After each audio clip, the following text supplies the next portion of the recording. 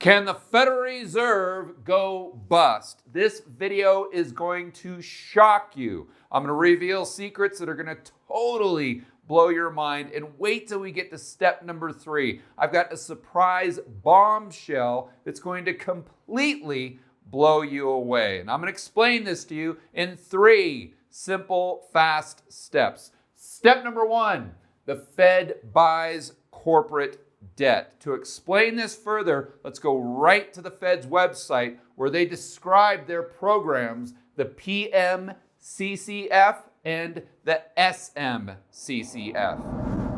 Establishment of 2 facilities to support credit to large employers. This is the primary market corporate credit facility for new bond and loan issuance, and the secondary market corporate credit facility to provide liquidity for outstanding corporate bonds.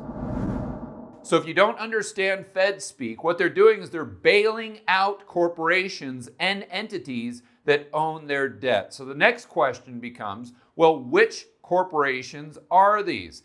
Here are the top 15. We've got Toyota, Volkswagen, Daimler, AT&T, Apple, Verizon, GE, Ford, Comcast, BMW, Microsoft, a bevy, I'm not sure who that is, GM, CVS, and BP. A couple things I want to highlight that I'm sure you've already noticed is a lot of these corporations aren't even U.S. corporations. They're bailing out Toyota, Volkswagen, Daimler, and this is a real gem right here. Editor, let's go right to the article explaining Daimler and who their major shareholders actually are. The original Daimler Benz was founded in Germany in 1926. Most of you know that it is a German corporation. But what you might not know, scrolling down a little further, is Daimler has several shareholders. Chinese investor and entrepreneur Li Shufu owns 10% of the group through an investment firm. Another Chinese company named Beijing Automotive Group, which is owned by the Beijing government, holds a 5% stake, and the Kuwait Sovereign Savings Fund has 6.8% of the group. What's fantastic is the Fed is not only bailing out a German corporation, but they're also bailing out their Chinese and Kuwaiti shareholders. But the madness gets a lot more extreme. They're also bailing out Apple. And I don't know if bailing out is the correct word, because right now on their balance sheet, Apple has over $50 billion in cash. In addition to that, they've got almost $50 billion in stock.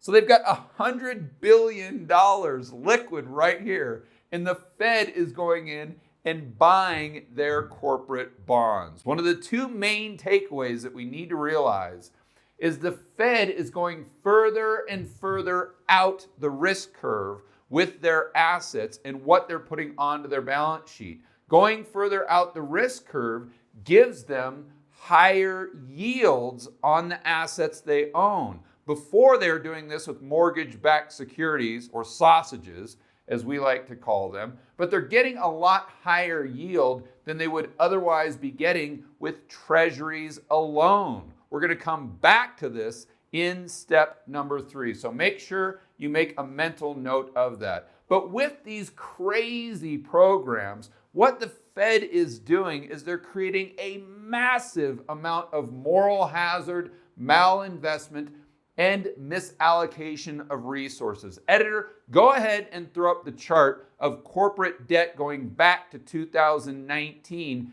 and the headline from CNBC. As we can see, in 2019, corporate debt issuance was almost $1.45 trillion. But moving on to this year, now that the market knows there's a Fed backstop in the corporate bond market, the debt issuance is almost twice as high. So let's think this through. Even if the Fed was justified by their rationale coming in and buying the debt of all these corporations, the only reason they're doing that is because the corporations themselves had too much debt relative to their income and cash on their balance sheet going into the cervasis sickness. So they're trying to solve a debt problem with more and more debt. This is just the unintended consequences that we always see with the Fed and the government. So if we were in a corporate debt bubble at 1.45 trillion in issuance, what are we going to be this year when the issuance goes up to 3 trillion or $4 trillion? And as insane as that sounds, just wait till we get to step number 2 and 3. And remember, the takeaway from step number 1 is the Fed is going further out the risk curve and they're getting a higher yield with the assets they're bringing onto their balance sheet. Step number 2, how the Fed goes bust or insolvent. Of course, it all starts with the Federal Reserve's balance sheet. So we've got a chart going back to 2008. On the left, we go from 1 trillion up to 4 trillion. Of course, this is an old chart because we know now the Fed's balance sheet has gone to infinity and beyond, over $7 trillion. But this serves the purpose well. Just for the example, we see that the bulk of the Fed's balance sheet is treasuries and mortgage-backed securities. Editor, go ahead and throw up the graph, and the viewers can see there's a lot that goes into their balance sheet, but 95% of it is mortgage-backed securities and treasuries. So we go to the Fed on the asset side, like we said, mortgage-backed securities, treasuries, liabilities, mostly bank reserves. These are reserves from the primary dealer banks and the banks under the Fed's umbrella. The Fed's balance sheet starts off okay, but what happens if the housing market collapses like it did in 2008, 2009, destroying the value of the mortgage-backed securities they have on their balance sheet, or if interest rates go up on the treasuries they have. So if the interest rates go up on those treasuries, the values will go down. So we could very easily see a situation where the assets really shrink, the value of the assets on the Fed's balance sheet, but the bank reserves are still the same. So in this situation, the Fed would be technically insolvent. Now, most people would say, okay, well, it's not a big deal, George, who cares? Because they can just print more bank reserves and it doesn't really affect the main purpose of the Fed, which really is mostly the liability side of their balance sheet. But what most people do, and the mistake I think they make, even the pros, is they focus on the Fed's balance sheet and they totally ignore the Fed's profit and loss. So let's think this through. The asset side of the Fed's balance sheet is producing income. The liability side, typically, it produces an expense. Why is that? Because of IOER, interest on excess reserves. Remember, back in 2008, the Fed changed the way they manipulated the Fed funds rate. Because they printed up so much funny money and bank reserves, they needed a way to get the rates above zero if need be. So they started paying the primary dealer banks and banks under the Fed's umbrella to hold their reserves at the Fed. So this is an expense. To give you a very simple example, let's walk through this. Let's say when the Fed's balance sheet is healthy, it's producing $200 on the asset side, and the liability side is producing $100 in expenses. But then we go through this potential situation where housing collapses, interest rates go up. Now, all of a sudden, the asset side may only be producing $50, but they still have $100 in expenses. Let's take it to an extreme and say that all the assets on the Fed's balance sheet went to zero. Of course, this can't happen because they do own gold. But just as a thought experiment, let's say it goes down to zero. So those of you who are really on the ball would say, George, it's not that big of a deal, again, because the Fed can go ahead and print up the bank reserves to pay IOER. Right, but they would be creating more bank reserves, which in and of themselves create more expense. So where does that end? You can see the liability of their balance sheet, including their expenses, would grow and grow and grow. What this really boils down to is who actually owns the Fed and what is the profit motive? To what degree is there a motivation to make profit? Let's think about this. If you owned the Fed, would you want your profit and loss to continue to get worse and worse and worse? Of course not. It's a rhetorical question. And if you did own the Fed and the profit went into your back pocket, wouldn't you find it convenient to use the cerveza sickness as an excuse to print up funny money out of nowhere at no expense to you whatsoever and go into the corporate bond market, buy corporate bonds because they have a higher yield? In other words, more profit. And to make things more interesting, they're going further and further out the risk curve, but the question becomes, do they absorb the losses or does the taxpayer? Step number 3, who gets the Fed's profit and what is their end game? This is where it's going to get really, really interesting. So in case you're wondering, it is officially stiff drink time. That is for sure. But to put all the pieces of the puzzle together, we've got to figure out who actually owns the Fed to understand what type of profit motive there may be. To do that, let's go right back to the internet. So, who does own the Fed? Well, the stockholders do. The Federal Reserve pays dividends to its stockholders in the tune of a fixed 6% of claimed annual profits. Okay, so who are these shareholders? The Fed began with approximately 300 people or banks that became owners or stockholders purchasing stock at $100 per share in the Federal Reserve banking system. And it should be noted that none of these stocks were publicly traded.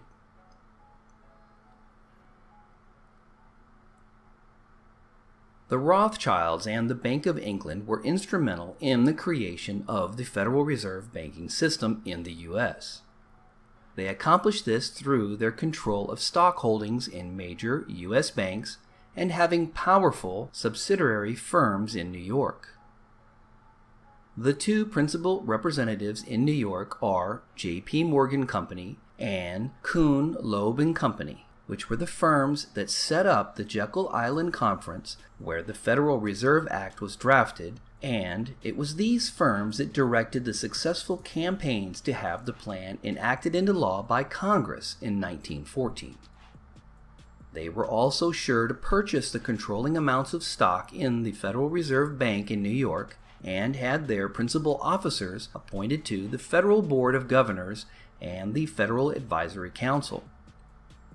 They then continued to use their power and influence to purchase controlling shares in all the Federal Reserve regional banks as well.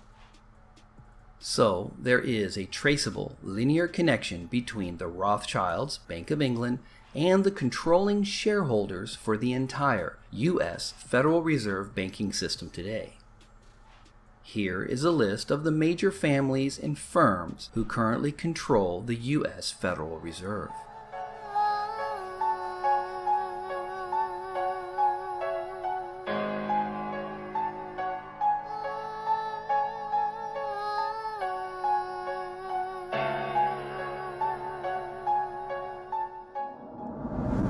So you can believe everything in that video or you can dismiss it. But the one thing we can say for sure is the Fed is owned by private entities or individuals. So the next question becomes, does the Fed give all of their profits to the Treasury? To answer that question, let's go right to a few articles on the internet that at the very least will surprise you and most likely will shock you. This is from the Brookings Institute.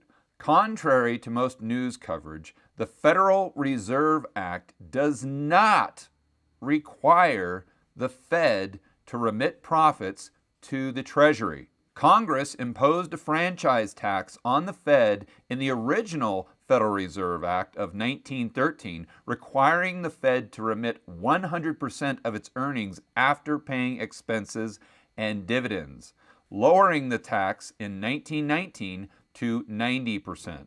But Congress stopped taxing the Fed in 1933, swapping the franchise tax for a one-time payment to help capitalize the newly created FDIC. Today, an internal Fed policy still guides remittances, absent a statutory mandate.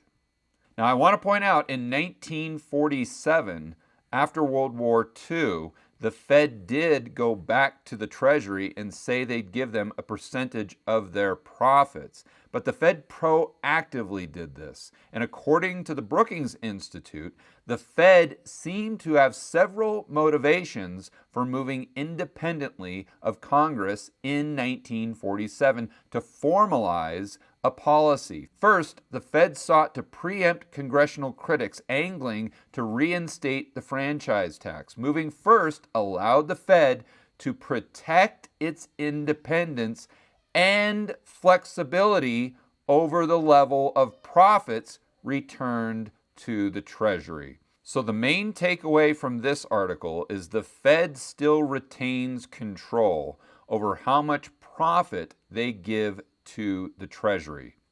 To further support the Brookings Institute article, I found a post from the Fed's website going all the way back to 1947, which backs up every single thing they say.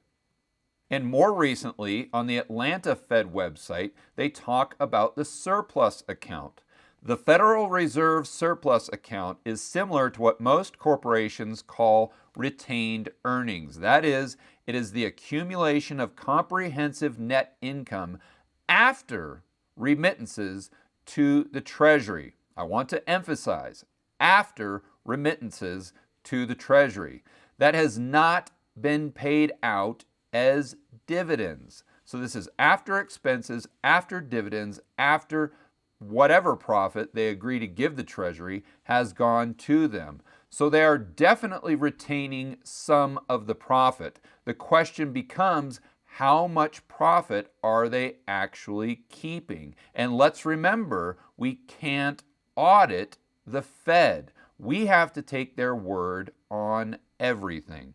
The post goes on and gets extremely bizarre, where they start talking about the Federal Reserve not paying the Treasury, and somehow this wouldn't have any effect whatsoever on the taxpayer. I mean, think of the mental gymnastics that are required to connect those dots. But let me read it and you can hear it for yourself. First, suppose the Federal Reserve had remitted all of the earnings to the Treasury. In this case, the Treasury would be able to issue less debt, reducing the Treasury's interest expense. Okay, that makes sense. Suppose, however, the Fed retains the earnings in its surplus account and uses the extra funds to expand the Federal Reserve's Treasury portfolio by an equal amount. Okay. The Federal Reserve would then have higher earnings in the next period, which it would then remit to the Treasury. These two alternatives would have essentially, notice they throw the word essentially, the same implications for the Treasury interest payments net of Federal Reserve remittances. What I want to highlight here is they're saying it wouldn't have any implications for the interest payments. They didn't say anything about the principal. Then they've got the huevos to add to that. In other words, the Fed's holding of a surplus account does not increase the burden of interest payments on the U.S. taxpayer. Yeah, it doesn't increase the interest payments, but it massively increases the amount of principal that the U.S. taxpayer is on the hook for. Let me explain this a little further to make sure everyone's on the same page. I don't want to get too sidetracked with this, but I think it's crucial that all of you watching this video understand how willing the Fed is to pull the wool over your eyes. We start this example by assuming the Treasury has $100 in debt. The Fed had $100 in profit that year. Well, if the Fed gives the $100 to the Treasury, we'll call this option A, then the Treasury the next year could spend the profit they received from the Fed. If the Fed doesn't give them the $100, then they need to borrow an additional $100, so then the national debt would equal $200. But what this crazy person is talking about with the Fed, using their pretzel logic, is the Fed could just take the $100 and instead of giving it to the Treasury, well, when the Treasury issues the new $100 worth of debt, the Fed can take the $100, buy this debt, so that $100 goes into the market, this $100 of debt goes onto the Fed's balance sheet, and when they make a profit from this $100, well, that goes right back to the Treasury. So if we think this through, the Treasury in example A would have $100 of debt, and let's say they're paying $5 of interest on that. Example B, they'd have $200 in debt, but because the Fed owns the additional $100, their interest payments would still be $5. So that's why this moron on the Fed's website used his words very, very carefully. He never said that there wouldn't be an increase in principal to the taxpayer. He only said that the interest payments wouldn't go up at all. Basically what he's saying is regardless of whether the government had $1 trillion in debt or $100 trillion in debt, it wouldn't matter to the taxpayer at all as long as the Fed owned $99 trillion out of the 100, because the interest payments on the 99 would go right back to the Treasury. So on net balance, the taxpayer would still only be liable for interest payments on the 1 trillion. But I'd like to ask you as a taxpayer, would you rather be on the hook for $1 trillion or $100 trillion? I think that's pretty much a no-brainer. So we've looked at the profit side of the equation, and even if you're a die-hard Fed supporter like your friend and family member Fred, you've got to admit the waters are incredibly murky when you start peeling back the layers of the onion to try to determine how much of a profit motive there is for the individual entities and people who own the Federal Reserve. But let's move on and start talking about the risk side of the equation. And to do this, let's go right back to the internet and Yale University's website. I think the title of this article says it all. Mnuchin clarifies the Treasury is prepared to lose money on Fed programs. The U.S. Treasury Secretary Steven Mnuchin clarified Tuesday that the Treasury is prepared to take losses as it provides unprecedented credit support to the Federal Reserve's lending programs. The answer is absolutely yes, Mnuchin said in his response to questions from legislators in a virtual hearing of the Senate Banking Committee. By definition, that capital is at risk, and we are fully prepared to take losses in certain scenarios on that capital. I like how he says we are fully prepared, meaning the taxpayer. I'm not fully prepared. I don't know about you. In March, Congress made a $500 billion funding pool available to the Treasury Department, part of the $2 trillion CARES Act. During the same interview, Fed Chair Powell said, "We do these programs with the consent of the Treasury Secretary and with fiscal backing from Congress through the Treasury." He also said, "We are using that fiscal backstop to absorb any losses that we have." And just to make sure everyone is on the same page, what he's saying is he's using taxpayer dollars to absorb any losses the Federal Reserve has. So what they're doing is they're privatizing the profits, but they're socializing the losses. And ask yourself this question right now. If you owned the Federal Reserve, assuming you had no moral compass and basically the ethics of Satan, isn't that what you would want? Wouldn't you want your business to have private profits and socialized losses by the taxpayer? It makes you think, to say the least.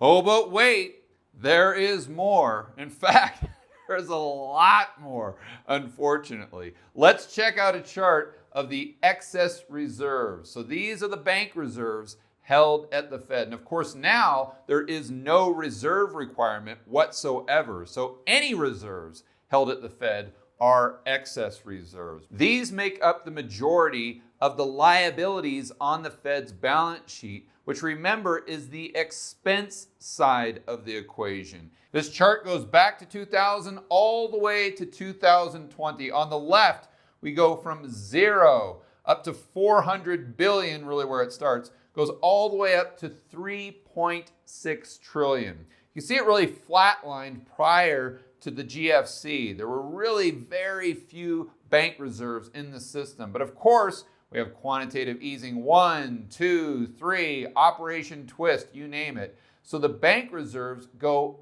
parabolic from almost 0 all the way up to, call it, 3.2 trillion in 2015. Then they do quantitative tightening. They have to put on the brakes because of the spike in the repo market where interest rates went through the roof. The whole system almost came crashing in on itself. And we have the cerveza sickness. So the Fed takes their balance sheet from under 4 trillion all the way up to 7 trillion, which has taken the excess bank reserves in the system up to 3.6 trillion. And I'm sure that is also going to infinity and beyond. But why this is a big deal is because of NIRP. Let's not forget about negative interest rate policy. If the Fed is set up to pay the banks interest through IOER on their bank reserves when the interest rate is positive, if the interest rate is negative, the banks would have to pay the Fed on their bank reserves. So think about this. If interest rates go negative on Fed funds, that means the liability side of their balance sheet turns into a revenue stream. That would be profit for the Fed. Now I want you to put your Fed owner hat right back on, or devil horns, whichever you prefer. Latter's probably most appropriate. And let's take it to the next step. So if we can assume the higher the bank reserves are, the more money that's coming into your back pocket, you would want the bank reserves as high as possible. Well, how do you do that? Well, let's just assume we have a pandemic around the world and we have this cerveza sickness in the United States. You would come flying into the rescue, printing up more bank reserves to go into the asset markets, like the corporate bond market, and buy bonds.